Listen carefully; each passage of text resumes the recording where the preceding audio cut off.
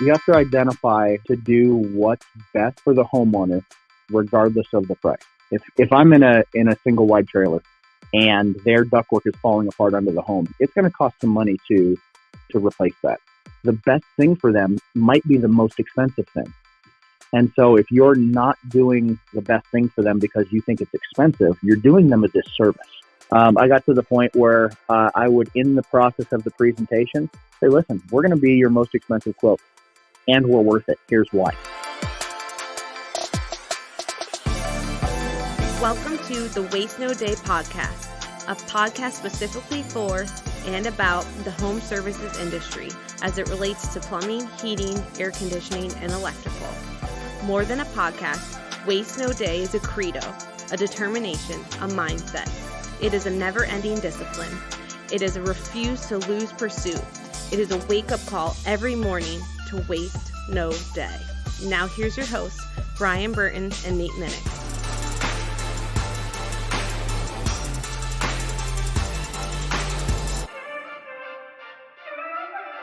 Hey, welcome to another episode of the Waste No Day podcast. Your host, Nate and Brian, hanging out with you here again. And man, do we have a great show in store for you. This time, we are focusing on selling out of your own wallet, or not selling out of your own wallet. Depends what type of wallet you have, I guess. But really excited to welcome Andrew Dobbins on the show today. And we're going to have some great topics about expanding that little thing up in your head that is called a glass ceiling.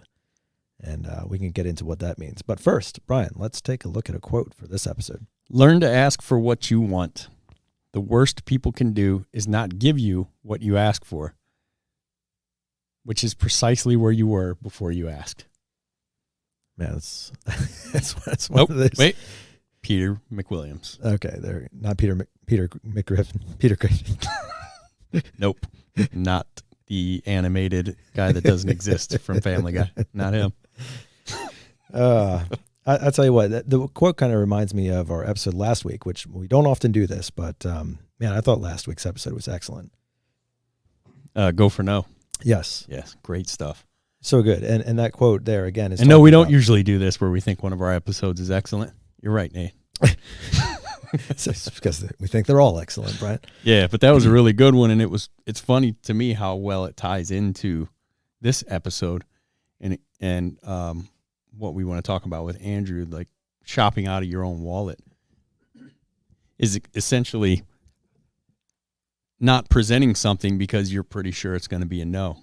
What does shopping out of your wallet mean? It means I can't afford this particular upgrade or system or what have you. Therefore, I am not going to present it because I assume if I can't buy it, nobody else can. Right. Yeah, and the concept of going for no, it lines right up with that glass ceiling. So if you have never heard of the idea of what a glass ceiling is, basically, assume that you would be trying to like climb a ladder, and you get up a couple rungs, and all of a sudden your head hits something, and you look up and you don't see anything. And so you try to climb it again, boom, you hit it again, right? So a glass ceiling is supposed to mean like there is something preventing you from getting to the next level, but because it's glass, you can't see it. You're seeing right through it, right? So the idea of this episode is to make you aware that you may have a glass ceiling and then help you shatter that glass ceiling so that you can get to the next level. Well done on the explanation there, buddy. Let me get you up here. Our studio audience found that particularly engaging. Yeah. Thanks, guys. Can you guys keep it down a little bit? We're trying to finish the intro here. Appreciate it. But the glass ceiling thing does ring true. And what we're talking about here is basically, well, I'll ask straight up, what is the largest sale that you have ever sold to one person? Brian Burton. What was I selling? Well, let's keep it in the trades. Okay. I honestly don't know. I would say it was probably under $20,000. Right, $20,000. Not sure I ever broke that glass ceiling. The glass ceiling. Okay, so the glass ceiling, to bring that into a real illustration. So, Brian, do you think you could ever sell trade work, like plumbing, HVAC, or electrical, in excess of $20,000? Sure. Okay. What about in excess of $50,000? Yes. $100,000? Ooh, it's getting steep, buddy. Right. I don't know, man. Not in my wallet. You know what I mean? And that is the point, right? Not in my wallet. So I'm really excited to interview Andrew today and to ask him about these concepts, because one thing that does creep into all of our minds is my own wallet, meaning, well, I wouldn't buy that. I can't even afford that. Yeah. And that's a double. I mean, it's more than just that. A lot of times it's probably more than I can't afford that or wouldn't pay that, therefore I won't present it. More times than that, it's, you don't look like somebody who could afford this. It certainly happens. My bed's twice the size of that one. Come on. I can't afford this. My work truck looks nicer than their commuter. Yeah, you throw your shoe covers on to protect your boots from their floor. Oh. And you immediately think, why would they get the creme de la creme water treatment system? Right. They have crappy carpet. They can't even afford new carpet. Or it's like, I don't know. Some guys are like elaborate car guys, and I'm really not. I drive a 2015 Ford Edge. Could I afford a nicer car? For sure. Do I really? I just don't care that much about the ride. I don't know why. I can't make myself. It's a tough one for me because it's like a big deal to even people in my circle, you know. Yeah, but when they pull up to your driveway and see that riding lawnmower, they're like, "This guy's got bank." Well, right? shoot, I got a golf cart that's probably worth as much as the Ford Edge I'm driving. Yeah, that actually matters to me. I like dragging my girls around in the snow on sleds with the golf cart. I saw that. Yeah. Yeah, posted that one on Facebook. I got a Rhodesian Ridgeback, which is like a lion hunter dog. It just sounds like a rich dog right there. Yeah. A Rhodesian Ridgeback? Ridgeback. Yeah. They have a strip of fur going down their back that is backwards. It grows backwards. Sleeps on a bed of money. Not in my house. No? We'd be spinning that doggy bed. Yes, but they're South African dogs, and they're bred literally to hunt lions. And they need miles of just outright running a day. And let me tell you who's not running miles a day beside a dog. Brian Burton. So the golf cart lets me silently let him run because that thing is very quiet. I don't know what it tops out at, 20 miles an hour or something. The dog. No, the dog can actually run 30. This thing's ridiculous. I'm going 20 in a golf cart, and he is pulling my shoulder out. It's a 105-pound, sleek, muscular dog. Goodness Is pulling my arm out of socket because the golf cart won't go fast enough for him. So, yeah, I'm going to have to figure something else out. But it's a battery-operated cart, so it makes zero noise, you know. Right. It's nice so I don't wake the neighbors up. You're going to have to upgrade to the four-wheeler here before too long. Four-wheelers are loud, man. That's right. Yeah, we had a Razor Polaris side-by-side that I could have run them with. That thing would do like 35. Tesla. I'm sure they're going to come up with an off-road vehicle here shortly, so probably put that in the budget. Aren't they all off-road vehicles if you just drive them off-road? Okay. Yeah, I don't know that that's on the sticker as far as recommended uses, but sure. Man, did we get off base here. What I was saying about like the car, if you pulled up to my house and looked at my car and assumed that means that equates to how much money I have or how good my credit is, or more importantly, how much I care about the air quality inside my home, you would be mistaken. Because I might have a 2015 car despite being able to afford a nicer one. But I have the top of the line indoor air quality products on my HVAC system so that my kids and my family breathes as clean air as possible in the home. And we don't have a tank style water heater. We have a tankless. But if you came to my house and judged what I can afford by my car, you would have never presented that tankless to me, right? That's not really shopping out of your wallet. It's more of a prejudging thing. You see that shag carpet that you were making fun of earlier, and you say, obviously, they can't afford, a whole home surge protector. But you might be very wrong because this person may not care at all about the floor that they walk on, but they may care a whole lot about protecting their expensive TV or whatever. So prejudging, judging by yourself what the client can afford or what that client might or might not care about is the exact same thing as shopping out of your own wallet. You are making the decision for the client. And our job isn't to make decisions for clients. It's to find issues or present upgrades and let them make the decision. Exactly. Always. So should I present $100,000 in stuff to a client?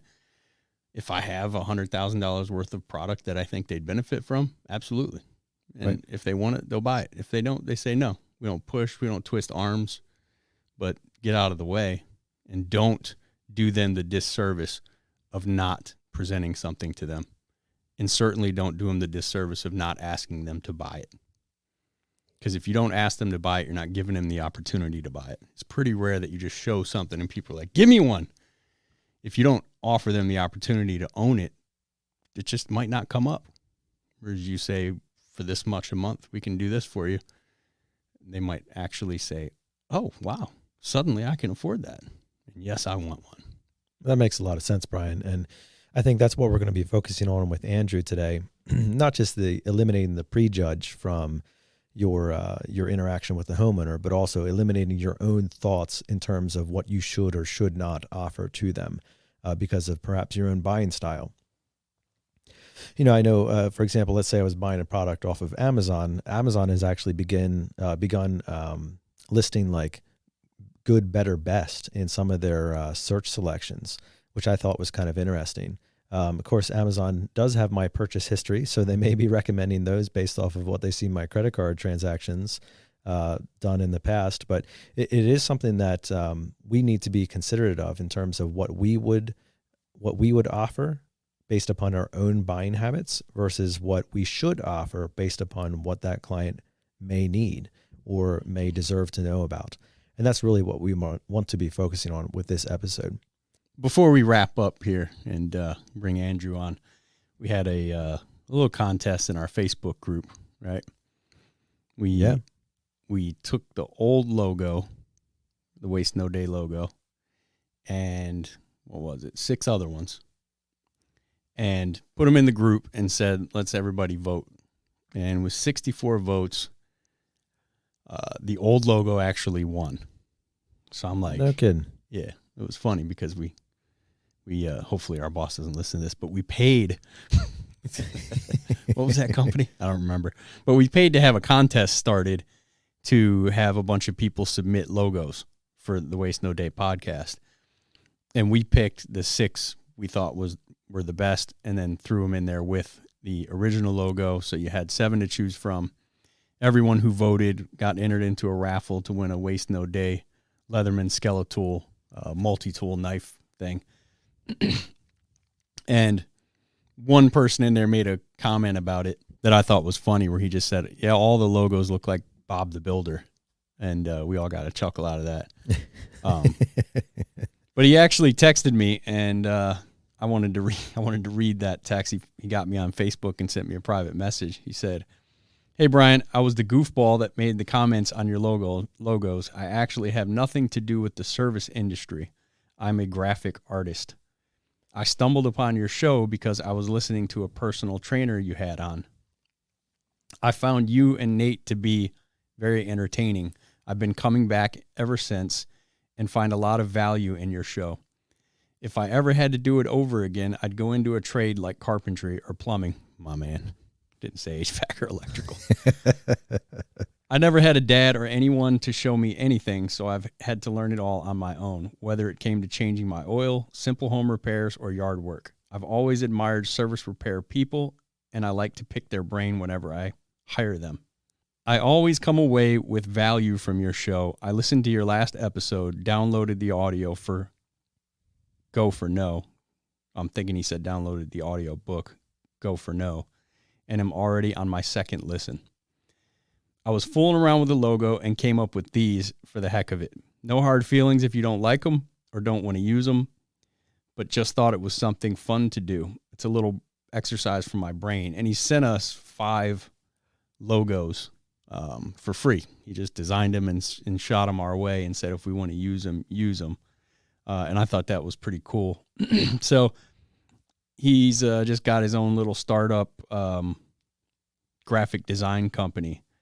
And, you know, I like our fans. Nate and I made the decision not to allow sponsors on the podcast, despite being approached by them, weekly, probably a couple times a week sometimes.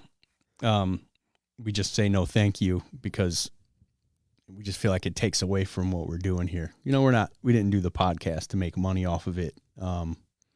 We just kind of want to give back to the industry. And although we do accept donations. Yeah, donations of made out to the Send Nate Minnick to Disney World Fund, please. You want to go to Disney World, bro? Sure, man. I got kids. You know, this is true. Yeah, he's got very young kids. That would be an expensive trip. But in this case, like, I just thought it was really cool that he just sent us some stuff. So I wanted to throw his name out there and give him a shout out. His name is, it's either, and I apologize for butchering it, either one way or the other, Mike Guillen or Mike Gien. That's Mike Guillen. Pretty easy to find if you're looking for some graphic design. Hit the dude up. He did not pay us for this, but I thought his gesture was really cool.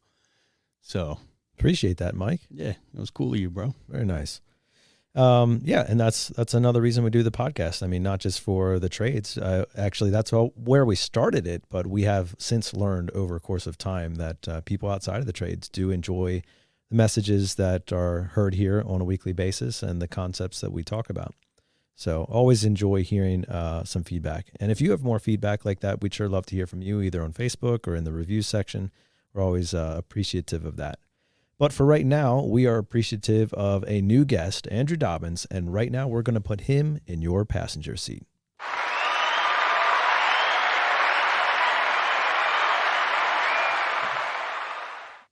Our guest today is Andrew Dobbins. He has been the owner of an HVAC and plumbing company since 2009. Almost 20 years experience in the industry. He started selling HVAC systems in 2003. He continued to learn and grow that skill set over the next several years. And in 2020, only running 100 calls, he sold, get this, Brian, $3.5 million. All while also fulfilling the general manager and owner duties. Based on those numbers, if he ran a full sales schedule today, he would be selling over $8 million. He's also a Marine Corps veteran, a family man with 4 kids, and a friend of the show. Welcome, Andrew. Well, thank you. I appreciate you asking me to be on.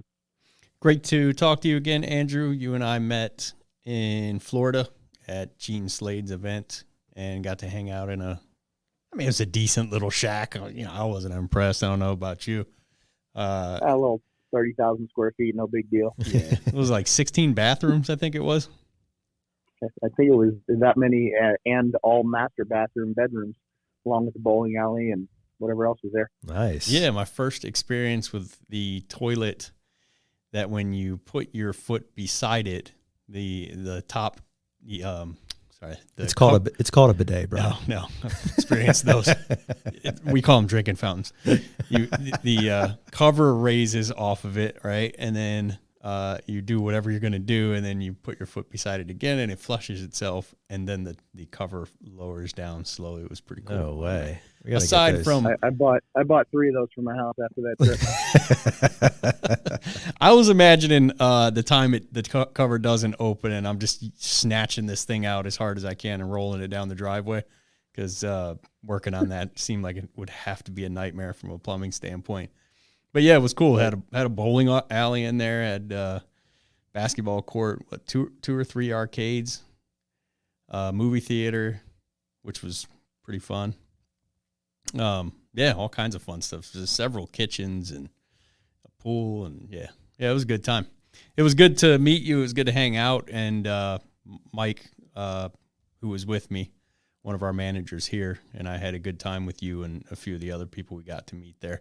So it was a big deal for us to get you on and talk about your story and your business and how you came into the trades, and then cut to the chase and talk about presenting out of our own wallets.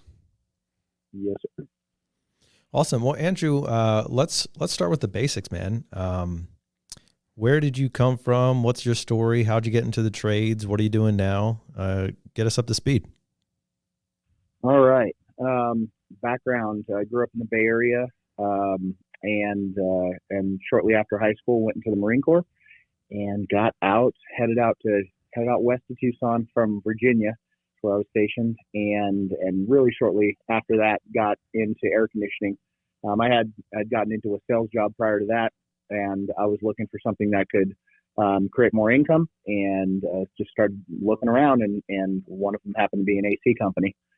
And so I went in, interviewed, and got the job there, and ended up working there for about 4 years, and learning a lot. Then going to another company and learning more on the engineering side, heat load calculations, duct design, which they had not taught me at the first company. And then I started a business with a partner. He did basically we had opposite skill sets. I am not a technician. I'm not a plumber. I don't install units. I can engineer and the sales and marketing. And this other gentleman was on the service side, service and install. And so we partnered up. His family history was keeping a company relatively small. He's third generation in the trade. And there was a dissonance when we grew the company to, from 1 million to 2 million, and just really fast, because I got very good on the sales side, and there was just a dissonance there. So we ended up parting ways, and I started this company, Intelligent Design, at the end of 2011, and been going and growing from there. Started plumbing, I think 3 or 4 years after that, and then electrical division more recently. Oh, very nice. So you are all three major trades then? Yes, sir. Of course, most of the electrical we do is not what you guys do. It's mostly on the solar end, and then electrical panels or things like that if need be for the air conditioning side. But I do have ambitions to have a real electrical division one day. Yeah, absolutely, man. If you're doing solar, it only makes sense to be talking about the panel while you're doing it. Yes, sir. Oh, very good. Just curious, the name Intelligent Design. What's the story behind that?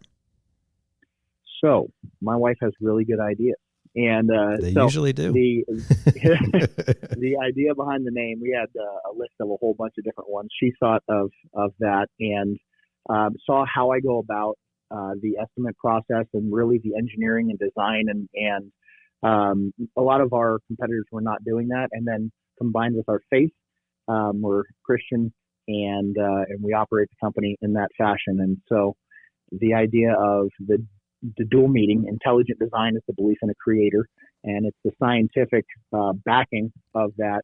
And really it's the argument against the evolution standpoint. Very nice. I like that. And the intelligent design is certainly something that we need more of in the trades.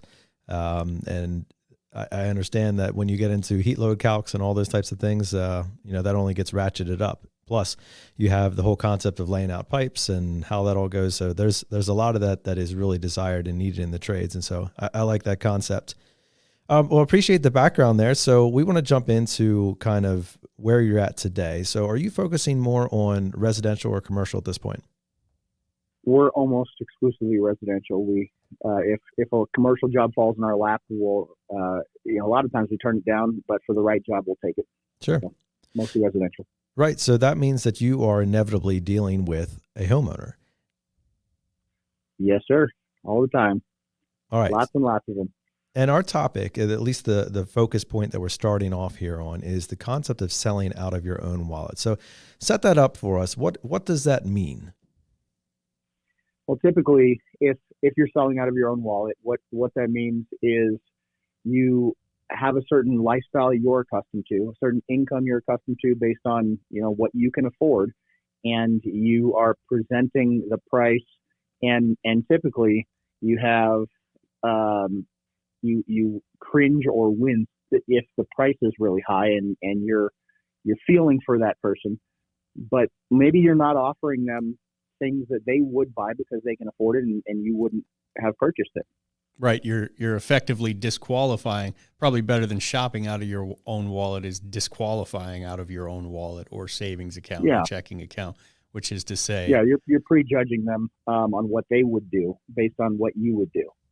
And a really good example is when I was first getting started, probably in the first year, we were a Lennox dealer, and I was presenting the different options, and they bought a unit. I don't remember which unit, but afterward, it was probably 6 months later, I had an angry phone call from the customer, and the technician had gone out and had talked about, hey, we've got some dust going on, your filter is not effective, and the customer found out that there was this thing, the Lennox Pure Air, but it could no longer be added because it's a 10 to 11 inch base with the lights, the catalyst, and the media, and they were torqued at me because they would have bought it and I didn't even offer it to them because I prejudged that based on my wallet. Yeah, wow.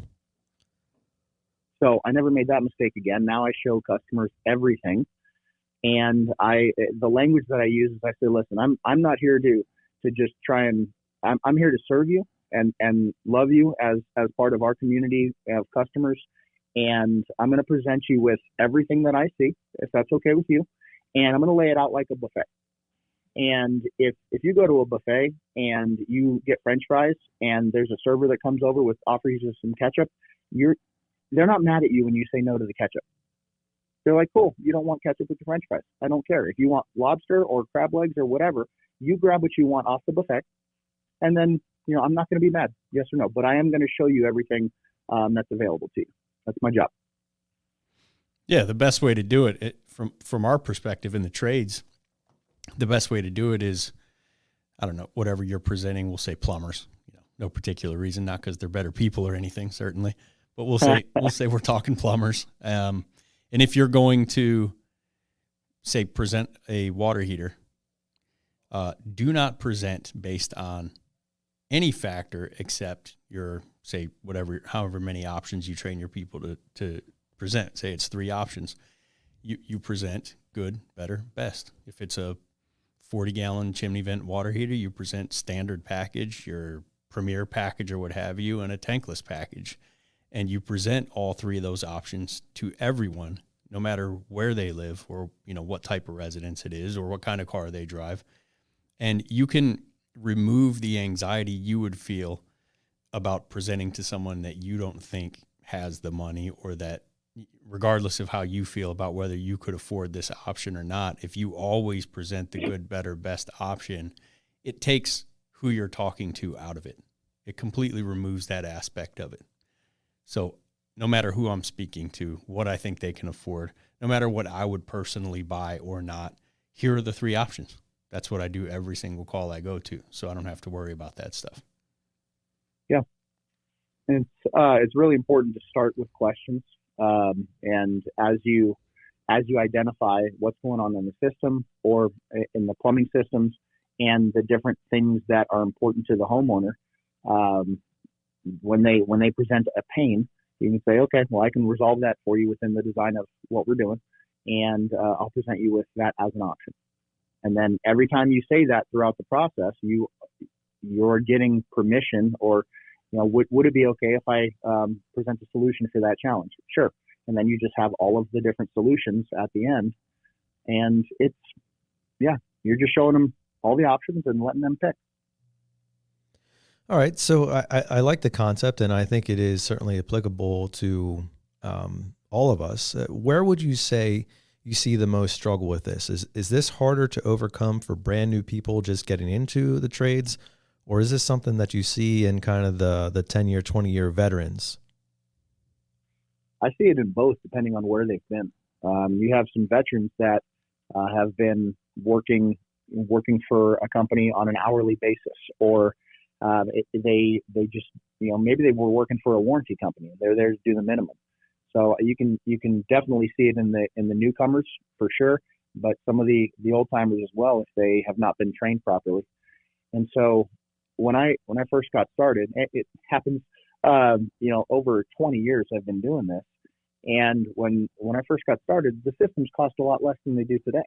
And so as we have the price increase, especially in the last couple of years, how much the costs have gone up, it's important to just say, listen, this is where it's at, and as you open your mind to offering more and the tickets get larger, you see people start buying it. Initially, you even have a resistance to that change and that mindset. But as people start doing it, it becomes easier. And so when I first started, it was just air conditioners, and then it was air conditioners and purification. Then it was air conditioners and purification and duct cleaning and sealing. And now variable speed compressors, and we have solar powered air conditioners and solar. And so our average tickets compared to most, you wouldn't think that someone in a single wide trailer would spend $60,000, but they do all the time. I was at a house last week where 1,600 square foot house, the couple makes, I think, $39,000 a year, and they financed $54,000. And that's wow. Not me there selling it. I'm like, here's the numbers, here's the math, here's the financing. And they wanted to buy solar and convert from, you guys probably don't have these, but evaporative coolers are used in the drier climate. They wanted to convert from a swamp cooler or evaporative cooler over to AC and solar. And right. So that's what we did for them. That's so funny. I was talking to one of our plumbers just yesterday, and he was we're offering a financial class here for all of our employees. So basically a financial freedom boot camp. We're not just all about offering high dollar opportunities, but also now we're trying to develop the other end of that funnel where it's like, okay, what are we going to do with the money that you actually make? But anyways, we were discussing that, and the topic did come up. We have a local golf community here that's, what I would say a very high end gated community, golf course built around the houses, very, very nice. And he's like, man, I've been in there and I've seen houses, and these people fail financing, $600, $700, yep. $800,000 house, and they fail financing. And then I go to a row home, and there's a Honda Accord parked out in front, and they get approved for $50,000. And he it's just one of those things, like, you never know what's going on, and the evidence can be deceiving. So what can we do in terms of beginning to train ourselves away from that, Andrew? Like, how do we avoid the natural tendency to do that prejudgment? You have to identify to do what's best for the homeowner, regardless of the price. If I'm in a single wide trailer and their ductwork is falling apart under the home, it's going to cost some money to replace that. But the right thing for them is not to be breathing the insulation from under their home and have pack rats and all the stuff. If they have mold in their ductwork and you're in Florida, the best thing for them might be the most expensive thing. And so if you're not doing the best thing for them because you think it's expensive, you're doing them a disservice. And the next guy that comes in, they might choose to go with them instead because they thought enough of them to give them all of the options and protect their health and their comfort on the plumbing side, the long term. If someone is staying in their home long term, they view things very differently than if they're selling the house or flipping it. That's true. And so if I find out, it's one of the main questions that I ask when I'm going in is this your forever home? How long do you plan on staying here? Is it going to be 2 years, 5 years, 10 years? And a lot of people won't know, but they don't want to do the cheap thing that costs them the most. That happens all the time. If you, one of the phrases is penny wise and pound foolish. It's a British term because the pounds are their money, right? And so the way that if you ever listen to Zig Ziglar, he explains it is it's unwise to pay too much, but it's worse to pay too little because the thing you bought may be incapable of doing what you bought it to do, and then you have to buy the expensive thing anyway in addition to the cheap thing. Right. Yeah, I remember we had Gene Slade in here a couple months ago, and he used the phrase, who can afford to buy cheap things? Only rich people. Only rich people. Only because rich people. That's right. They can afford to replace it when it breaks and buy it over and over again. And that really rung true with me. I'm like, that's actually pretty interesting. Yep. So and I'm assuming that's kind of the concept you're talking about there, in terms of people invest where they want to get long-term return on their money or their equipment or whatever. So That's certainly a big part of what we need to do when we walk up the home, avoiding that prejudgment and basically asking some of those questions. So you asked the question, is this your forever home? Do you recommend any other types of questions that help kind of understand from the client their willingness to invest high or low? So not necessarily invest high or low, because some of the wealthiest people are the cheapest. And so I a lot of times would rather go into a middle class home than a $2-3 million home, because the mindset is different. So one of the questions I really like to ask is what they do for a living, not because it tells me how much they're going to spend, just because it helps me understand their thought process. We have a lot of engineers in Tucson, and I like to know if they're an engineer. Are they working for Raytheon? Are they designing rockets, or are they an artist? Lucky because you. If they're an artist versus an engineer, I'm gonna treat that very differently. If I have a grandma versus a 40-year-old man engineer, completely different conversation. And I will go. Yeah, one's gonna be fun. Right. Love talking to grandma. I'm gonna pass on the engineer probably.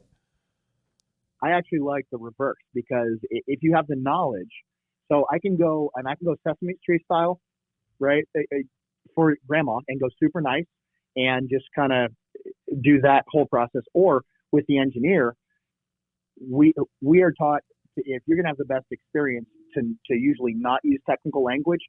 Well, with a high level engineer, I throw in some very technical language because he's very knowledgeable, and I want to catch him saying, I don't understand that.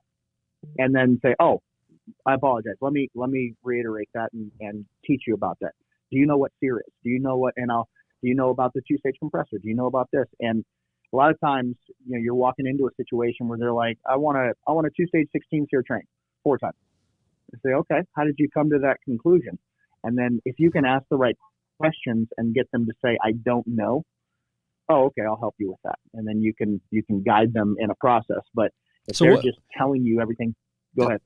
In terms of paradigm, what is it doing for the relationship between you and the engineer when you say something he doesn't understand and he tells you he doesn't understand and you ask permission to explain it and then he or she grants you that permission? Is it doing something for the relationship that you're building there? Yeah. So when there's different relationships you want to create with different people. I want to be very friendly with the artist and not be technical. With the engineer, I'm going to be technical to create a confidence that I know what I'm doing and I am the expert in my field. Even though he might be the expert in creating rockets or whatever he's engineering, I'm the expert here, and I need him to respect that so that I can educate him. Otherwise, he's fighting me on everything I'm trying to teach him. And so if I can get it to where he's not controlling everything and saying, I want this and just do this, and actually asking me to help them, I'm there to help and serve them. But I can't do that if they're just bossing me around, telling me, because they're posturing everything they know. And so if I can get them to a position where I can educate them and help them out, then it's much better for when I recommend things. So you're saying it is easier for the engineer type when you can shift that paradigm to maybe you teacher and him student. That's right. As opposed to the other way around, which is naturally kind of how they go about a presentation for the most part, because he's, at least in the last 24 hours, when you have an engineer type, you can assume that person has done more research in the last 24 hours than you have. That's for sure. Yeah. So story about when I first got started, it's probably a couple years in, but it stuck with me. And you got to imagine me fresh out of the Marine Corps. I'm, 23 years old, and I'm walking into a house with a high level engineer and trying to sell him an air conditioner. And at the end of the appointment, what he said, hey, I want to apologize to you. When you walked in, what I thought is, what can this young punk kid teach me about anything? And before I left, he's actually asking me where I got my engineering degree. And I flipped that switch on purpose because I felt it. I felt it in the beginning that I needed to gain his respect by going technical. But it's only with that specific people group that I do that. If it's a high level, like retired CEO or an engineer or a doctor, doctors not as much, but you've got to get them to a position where they allow you to teach them and help them in that way. Yeah, absolutely. So we focused on that here as well, kind of dealing with the disc profiles or your other personality type tests where you're identifying, is this, a high D, like a driver, somebody who's going to be short and sweet to the point, just tell me the bottom, bottom dollar, or the analyst. Analyst, you also have the like the people person who's more about what everybody else is doing. They're more group mentality, more like, hey, what did my neighbors do? What relationship? What do you recommend? And then of course you have, you just have like the more fun, just like to have a Social conversation. butterfly. Yeah, absolutely. Those types of people as well. And so that's really important. And I'm sure that absolutely changes your perspective and your presentation, kind of like what you were saying 100%. there. Which is why I really like to know what they do for a living, because it could tell me their disc profile. So if I'm dealing with the doctor, probably a D, engineer, a C, maybe CD, CEO is a D, right? I've got, a party planner, probably going to be an I. So just you watch for that. And every question gives me clues to how to communicate better with the homeowner. Yeah. All right. So, kind of using the wallet analogy there, what is in your wallet? Well, I think one of those things is also your identification, right? And that's literally your driver's license or whatever card you're carrying. But how does your own mental image of yourself, your own self-belief, your own self-confidence, your own who I am, this is who I am, how does that or how does that matter? How does that relate to you walking into the home of a stranger? Yeah, it matters a lot. Confidence builds trust in the homeowner. People don't always buy from people they like. Sometimes they buy from people they don't like, but they have confidence and trust in them because they know what they're doing. So if you are wavering on that, and you need to know your craft. If it's electrical or whatever it is, you really need to study and know everything about that. But the confidence and posture that you bring, it guides the conversation and allows them to either question what you're saying and not have trust or have trust in it. So your subconscious mind is really the base of your computer operations. What you do and what you choose to do is very small amount of your brain. So if you can program your brain, the subconscious, to act out the operating system, like as an example, so I'm going to recommend a book right now, just because it's very pertinent, and it is read and recommended by just about every high level anything you can think of. Sports figure, coach, CEO. It's called Psycho-Cybernetics by Maxwell Maltz. I think it's a 100-year-old book, but it gives you the reason first, practical application on how to program your subconscious mind to then act out the operations that you want to. Especially if you're not accomplishing the goals in your life, there's a reason. And the only challenge that you have is between your ears. We all can accomplish whatever we want.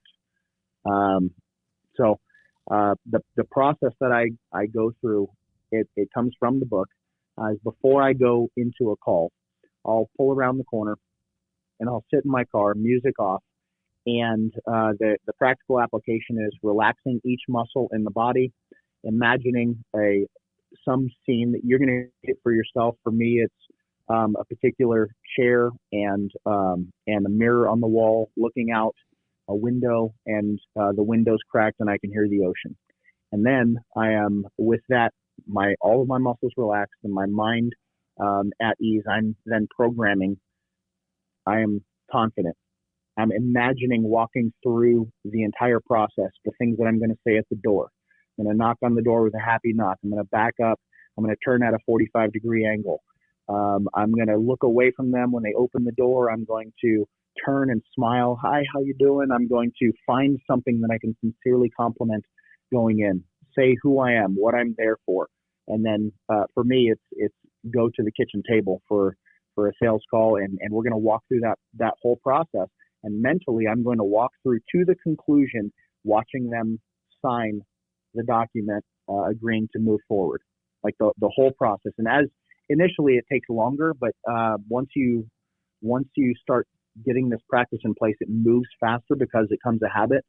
And I will, when I'm done programming that, I will snap my fingers and I will go to the call.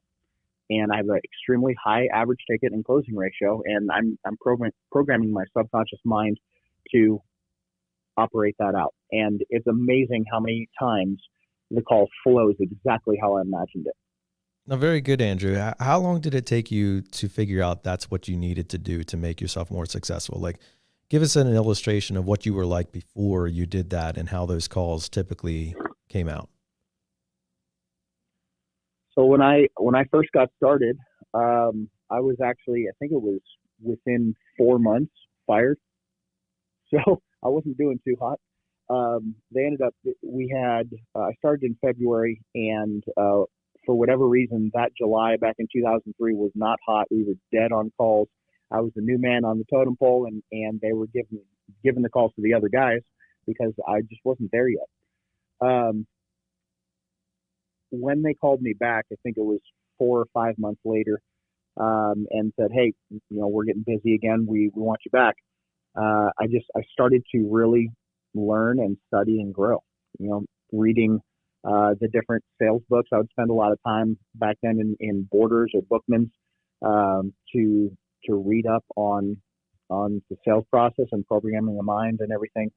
And now, now we're talking 20 years later. But I have constantly worked on myself for growth, and I know that if I went full time in sales, based on I don't do very many sales calls anymore, but based on the numbers versus what if I were to do it full time, I would probably close around $8 million a year by myself. So it wasn't last year. The year before last, I took 100 calls and sold $3.5 million out of 100 calls. I've the average ticket on that, Brian. I have my calculator. I think it's 35,000. There it is. The average ticket was that year. This year, I've been on 4 calls total. I've sold 400,000 on 4 calls. I can do that math pretty quick. Yeah. Hundreds of dollars. Now, not all of them were that number. We weren't all 100. One was 54, one was 92, and then the others were higher. So nice. Now, you got to take that with a grain of salt because I have solar and air conditioning and a solar powered AC. We have SunTrack. We have all the purification. We have a lot of options, right? So, but that's the point. By itself, that's the point. I mean, like you just sold, and this is a house, right? You're selling to a homeowner. Yes. 6 figures to a homeowner. All day. That's the whole point. When's the last time, for the listening audience, when's the last time that you walked up to a house and you even thought the idea, the fantasy even entered your mind that they could spend 6 figures with you today? Dude, the vast majority of service techs are not even thinking 5 figures. The vast majority of service techs will not close a job for over $9,999 in their entire career. Right? It's a fact. They just don't go for numbers that high. And you really should. I mean, not necessarily. They don't even think about the number, but the offer, like what you present to the homeowner that you're fortunate enough to go serve today, instead of being at home on the couch wishing you had work like so many people are. The idea is to say, here's everything we have to offer that could benefit your home, that could make you enjoy your home more. So why would you not present it? When I say present it, just bring it up. Don't like hard sell it or anything, and don't think about the dollar amount, but go, do you realize that our company, me as a tech, I could provide you with this. Boom, here's everything we could offer that would make your electrical, plumbing, HVAC experience better in your home, that you could live more comfortably. Yeah. Imagine if you're a technician listening to this, imagine you go into a home and you identify that there's a whole bunch of dust on the blower motor and inside the cabinet, and you've got some mold on the coil. You know that 30 to 40% duct loss is as the average in 93% of homes in America, where you're pulling in all kinds of stuff from the cavity space. If it's insulation, fiberglass is cancer causing. You have rat feces, all kinds of health negatives of that, along with pulling in hot moisture, which can then be a breeding ground for mold. You have all of these things. You just have to identify it and present it to the homeowner if it's there. But if 93% of homes are losing 30 to 40% of their efficiency due to ductwork, you should probably be checking it every time. And so if you're going in and you're not doing a full inspection, you're not only hurting yourself and the company, you're hurting the customer, because they might fix it if you present it. But one of the tools that we use is a blower door. I don't know if you guys are familiar with that. Yeah. But we're certified, BPI certified for building analysis and AC heat pump, and one of the tools is the blower door. When you use that, you go and you say, listen, I'm seeing some things. I'm going to run a quick test. You don't ask for permission. You just say, listen, part of my job is to identify things. I'm seeing some things in the system. I want to run a quick test. You go out to the van, grab the blower door and set it up. And then you take one of the registers off in the house. You turn the fan on. It starts creating negative pressure in the house, and you go up with one of those long barbecue lighters, and you put it in front of the register and light it. And if it's blowing backwards, you show the homeowner. That's it. You've got typically gaps between the sheet metal boot box and the drywall. You've probably got air coming out through the venting, and if your company offers AeroSeal, there you go. There's a duct cleaning and sealing. There's a $4,500 ticket right there. Bingo. Now you've got the different purification options. You've got the UV lights if there's stuff going on within the system. You've got the bypass HEPA. You've got we use electromagnetic, the Ranger from Dynamic, and you start adding these things in, and you just present. Here's all of the different options and what they do, and why you want them, and you easily walk out with a $10,000 ticket. We do energy audits, and we will go into an energy audit and walk out with no unit.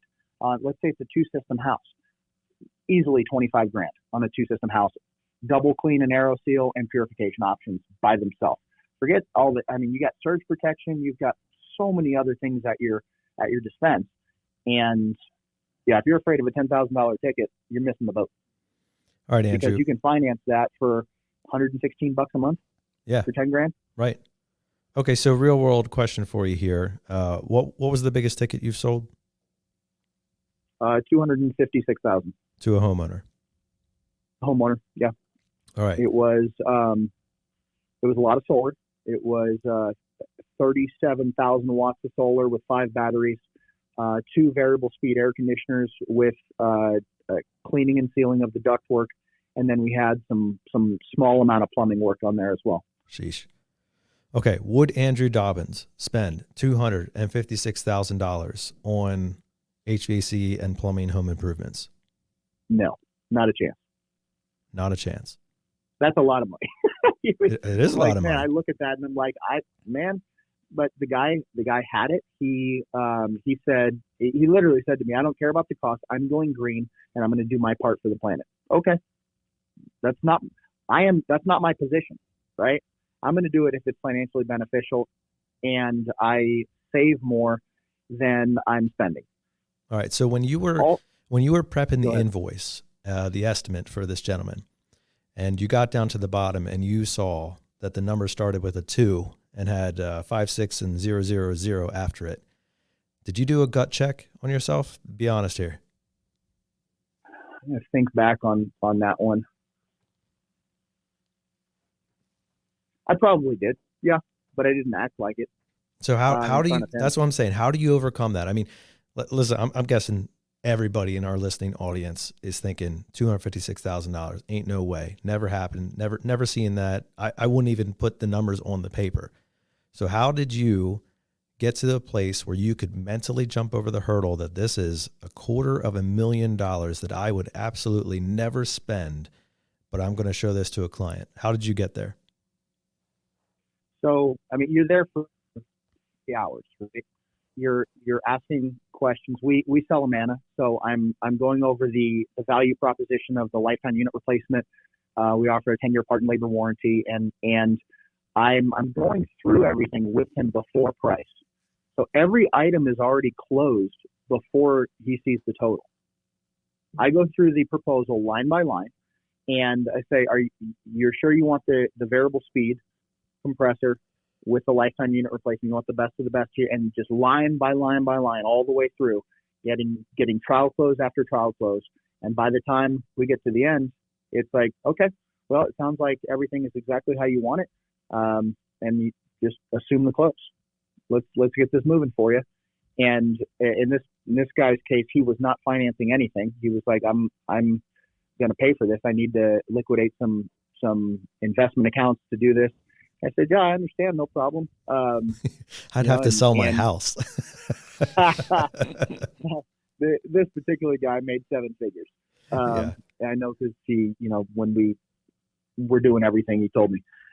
But yeah, I just, when you do the trial close line by line by line, and they're saying yes to everything. Okay, well, it sounds like this is the package for you.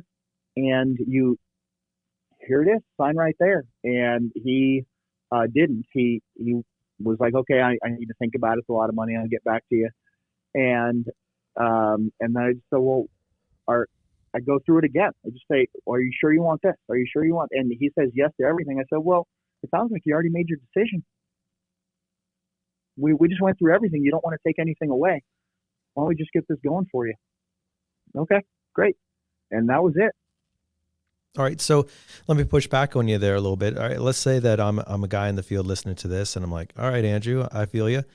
The next time I'm going to try it. I'm going to push for a little bit more, or I'm going to offer a little bit more. And maybe I'll bump up against that 5-figure number, and the customer laughs me out of the house. And now I have to deal with that. Like, how do I handle the rejection of like, man, I tried it, Andrew, I went for that bigger number, and they looked at me and said, are you kidding me? Get out of here. Okay. So I would say if you got to the bottom and you have a number that's bigger than what they're hoping for, I would ask you, did you go through each individual item and sell them on the value of that, and then ask them if that's okay on each item? Say, okay, we have this purification package. Here's what it does for you, and it's gonna be $37 a month on that. Are you okay with that? Yeah, okay. So you just closed that item. That's a trial close, and then the next, and the next, and the next. So when you get down to the bottom, and it's a 5-figure, let's say it's $10,000 at $116. That's what I'm saying. I'm saying, okay, well, you can get everything that you ever hoped or dreamed for all of what we talked about for only $116. Why don't we get this started for you? I love it. And then they say, well, what's the total? Right? They're always they ask that. What's the total? Oh, it's only 10 to get everything you were wanting to get on this. Well, that's too much. Okay, no problem. I'm just here to lay out the buffet and see what you want to get. What of these items should we take away to get down to your budget? And you go through one. Let's go through these again, one by one. You want to keep this in, or do you want me to take this away? And if I get any inkling of a wince on an item, I take it away for them. I say, listen, you can get this later. Let's say it's a air scrubber. Say, okay, let's take this piece out. That seems to be the only item that you're unsure about. You can always add that at the end of the job when I'm done doing all of the work. If you say, you know what, Andrew, I want you to put that in, I'll put it in right then. We'll just adjust the agreement, no problem. But for now, since you're unsure about it, let's stick that on the shelf and let's go with the things that you're 100% on. That sound fair? Great. Let's get this going. Very good. You got to take away the stuff they're not sure about, because that is going to prevent you from closing the whole deal. And so I like to paint pictures for the customer. I say, for one moment, let's just stick that on the shelf. And I will, with my hand, put my hand like I'm putting something up on the shelf, set it aside. Now with the rest of this, you're comfortable with everything and us, and you'd like to move forward with this, right? Okay, great. Okay, so a question on that, Andrew. I mean, you said let's take away the things that they're not sure of. what if I'm feeling unsure? Okay, so maybe this is my first time presenting a little bit higher. Maybe I am putting a number on paper that I personally am struggling to afford. Like, I would never spend this amount of money. Is there a physiology, like a certain physical presence that I'm going to exhibit if I'm feeling either not confident in the number, or I'm myself am feeling awkward about how high it is? Like, am I going to do something differently with how I talk, or, kind of raise my voice like it's $10,000, that type of thing? Like, how do you overcome that if I'm already feeling like I would never spend this amount of money?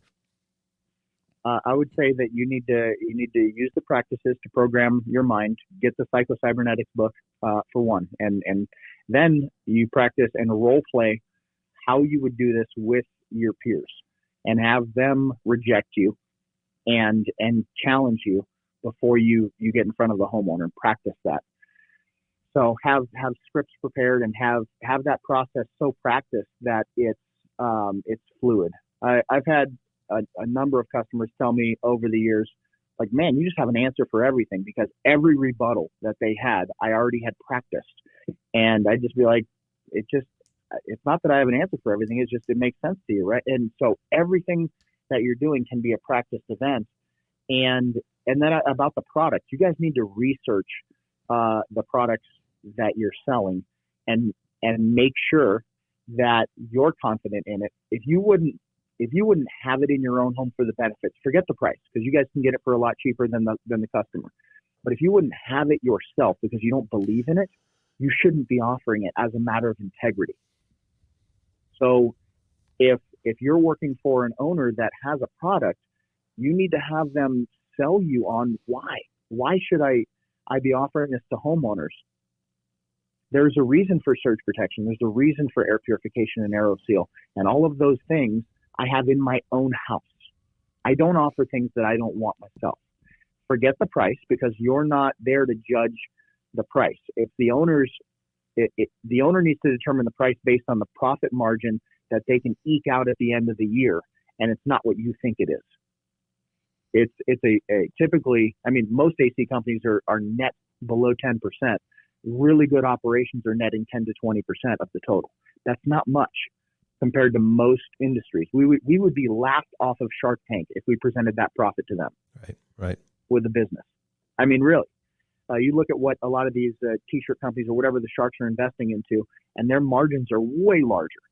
So if you're wincing at the price, that's not your call to determine the price. We need to determine it based on what we know needs to come out at the end of the year. We actually do training here on giving our field staff an idea of where the pricing comes from and why. But I like what you said about getting with the boss to find out what this product does and why you should be offering it. Another thing we'll do here is, your newer techs to the trade, people just getting through their apprenticeships, maybe just getting in their own trucks. There can be a lot of them who are, renting an apartment, still in mom's basement, have 3 roommates in a house they're renting or something like that. They're not homeowners yet, well on their way in the trade, but so they don't have a lot of these products. So one big thing we'll do here is talk about, or even seasoned techs when they feel like their enthusiasm cup is dry. Brian Tracy said the definition of selling is a transfer of enthusiasm or a transfer of energy. And when we talk about here, when somebody's in a bit of a cold streak, their enthusiasm cup is dry. So what we'll talk about doing and what we'll do is start going through reviews of clients they've had who were ecstatic about this product, or show new people that review, or even let them speak to a homeowner who left a great review about a product, and let that refill their cup of enthusiasm, or fill it for the first time when it's a product that they've never actually sold or used themselves. So best way to do it is let a customer talk about it. Yeah. Another way that I love what you said about Brian Tracy. Another way that I've heard it is it's the successful transference of belief. So you have to have the belief first, and you have to have the enthusiasm.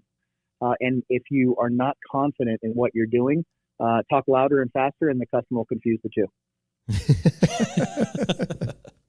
Oh yeah, it's a good point though, really, Brian. Because sorry to cut you off there, Andrew. It's a good point because it is true that a lot of the apprentices are coming, to us at a young point in their career, and there has not been a substantial amount of financial growth or wealth that they have, and so the tendency to get shy away from larger numbers simply because there's no way I could even afford half of this is absolutely there. But I'm curious, like, have you seen the opposite of that occur where the ignorance level of not having, all those kind of bad habits or bad perspectives gained over the years, have you seen success with like young apprentices coming out of the field that just present whatever number because it's new to them?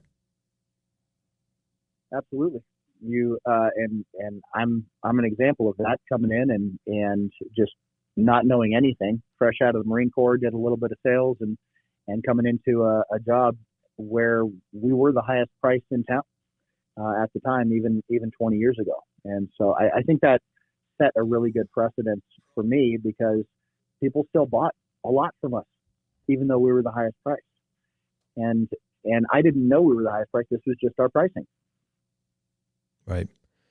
Yeah. And then inevitably what happens is that ignorance turns into a little bit of education, and then you start shying away, realizing like, oh man, wow, we're way high in the market. Now you start getting shy about it. What I would do in that process, I was always competed on marketed leads. So they'd have 2, 3, 4 estimates on replacement systems. I got to the point where I would, in the process of the presentation, say, listen, we're going to be your most expensive quote and we're worth it. Here's why. And then I would present on why we're worth the extra money. Right. Well, so Andrew, I know another thing that inevitably is going to come up is the efficiency, is the money worth it, right? So whenever somebody's making a buying decision, I'm sure there's a number of factors that go into it, such as, how long is the product going to last? What's the quality of the product? What's the support level? What's the warranty? What is it actually going to do what I want it to do? What are the bells and whistles, et cetera? And one of the biggest things that people are willing to spend money on is efficiency. Now, I know you have a little bit of experience with some products that can bring efficiency, and I think one of those is called thermal cork. So help us understand what that is and how that interfaces with the HVAC industry. Thermal cork, like cork wine bottle? Thermal cork, yeah. Okay. So thermal cork is a granulated cork mixed with an adhesive applied kind of like stucco with a hopper to the exterior of things. As an example, if you have exterior ductwork, there's an incredible amount of heat and cold lost in the ductwork if it's on the outside of the building, even with the insulation. This can be applied to the outside, and the U value or the thermal break is equivalent to what would be as much as R17 applied on the outside, preventing it before it ever gets in. And so it helps a lot with the efficiency of the AC system. But also, if applied to the walls or roof of the house, has the same effect, adding the equivalent thermal break of R17. It's also flexible, so it doesn't crack like stucco. If you're in a market with stucco, this can be a solution where you don't have the building settling and having it crack. And also, the paint pigment is mixed in, so the color lasts much longer than paint applied to the outside. If you're in a humid climate, it is mold and mildew resistant. You can't grow mold and mildew on cork. That's why they use it for wine bottles. And it's also for, in your fire country, has a class B or A fire rating, depending on the mix of the solution for areas like California. We're getting all those fires. So incredible application. The website's thermalcorksolutions.com. And you can go through and watch different videos and everything. It's an incredible product. So yeah. Wow. And so in terms of the HVAC industry, like, are you incorporating that into your presentations when you have somebody who's concerned about efficiency? If the application arises, so if we have rooftop ductwork, absolutely, we're talking about that, especially if they have a lot of it. And then also if they're looking at the solar, people don't want to have to keep redoing their roof or having to take panels off to redo their roof. So this is a solution that can make the roof last incredibly longer, and they don't need to worry about that. So It's we use it all the time. Yeah, that sounds incredible. The R17, I mean, I used to do residential design, and R17 is in between what would normally be a 2x4 and a 2x6 wall. So that's quite a bit. Yeah. Now, one of the interesting things about the R value is it was invented by the insulation companies. So it's based on thickness, which is why windows are rated in U value. So a window, like a double pane good window, would be an R4 because the R value is just the inverse of U. So 1 divided by U equals R, and 1 divided by R equals U. But you can't say that something with 1/8 of an inch is an R17. It has the equal thermal break of R17 with the U value rating that it has. Okay. Semantics, but it matters. Yeah, of course. Legally, at least. Of course. Well, Andrew, we're going to bring it in for a landing here, and I'm guessing some of our listeners have found this to be a challenging episode and encouraging, motivational, maybe a little bit of like, all right, I'll give it a shot. So as you kind of reflect back upon your career and, you know, the journey that you've taken to get to the place you're at now, starting from no knowledge and no experience to now presenting, capturing $250,000 sales to homeowners and all those types of things, what can you look back upon and you can say, this was the one or two things that made the difference for me in terms of succeeding, in terms of increasing my personal income, in terms of getting better? I would say constantly seeking growth. You guys have a lot of windshield time. You should be listening to books based on what you need to do to grow. If you're a leader, be listening to leadership books. If it's sales or programming your mind, you need to get Audible and start listening to books using your windshield time instead of music, and grow yourself so that you're not in the same place in 5 or 10 years as you are now. It is underestimated how much a little bit of daily habit or effort will do for you over a window of time. Andrew, if we went to the Andrew Dobbins Audible account, what would be like the 3 most listened to books? I would say Secrets of Closing the Sale by Zig Ziglar is a good one. I don't have a most listened to. I'm going to give the recommendations of what I think could be the most beneficial for you guys listening. Exactly What to Say by Phil M. Jones. A very short listen. Phenomenal. 25 things that you can use. You really only need 4 or 5 to choose 4 or 5 of them, but Exactly What to Say. Secrets of Closing the Sale, and then I would say you got to get Psycho-Cybernetics to program your subconscious. Nice. Well, Andrew, we appreciate having you on the show today, and we always like to give the opportunity for listeners to connect with you if possible. If somebody really had some questions or had some thoughts about what you were talking about today, where would be the best place to find you, or how can they get in touch with you? Sure. I'm on Facebook and Instagram. Facebook's typically the best one for me. So Andrew Dobbins. You can look up Intelligent Design, Air Conditioning and Heating on Facebook. You can definitely find me that way as well. Awesome. Very good. Well, Andrew, it's been a privilege. I found your perspective to be fantastic, and I think it's a challenge for all of us to really be diving into the question as to whether we're inhibiting our own growth and the service of our clients through the lens of our own wallets. And you really did a great job of breaking that down for us today. Thank you. Appreciate you guys. Thanks for having me on. It was great to talk to you again, Andrew, and I'm sure we'll talk again soon. Okay. Sounds good. Thanks, guys. Have a good one. Well, that's it for our show today. I hope you enjoyed it as much as I did in terms of selling out of your own wallet. I think that's something that I personally struggle with. You know, I happen to have, it might be surprising, but I happen to have a fairly analytical approach to things. And I know if I can't afford it, that would definitely be a hindrance for me in terms of telling it to somebody else. But I think Andrew brings up a great point. You know, if we constantly do that, we're going to prohibit our clients from getting what they potentially want in their own homes. And that's not right. You know, that's not our call to make. We've covered that before. I'm sure we will cover it again. And so I loved his challenge in terms of studying, in terms of preparing yourself for the call, and in terms of believing that somebody, not you, somebody is willing to pay, to afford, to finance, to secure, to install, whatever it is that you have into their home because they want it, not because you're forcing it, but because they want it. And the only way they're going to learn about it, the only way they're going to know is if you tell them. So that is the challenge for this week. I hope it was beneficial for you. And we hope to challenge you every week in terms of this, as well as other ideas that we'll be bringing. If you have suggestions, we'd love to hear from you. And if you have some time, give us a review, give us 5 stars, tell us what you think, give us some suggestions. We'd love to hear from you, and we'd appreciate you sharing the content around. That's it for this week. So we wish you well. And of course, we challenge you, as we do every week, to choose to wake up each morning and waste no day.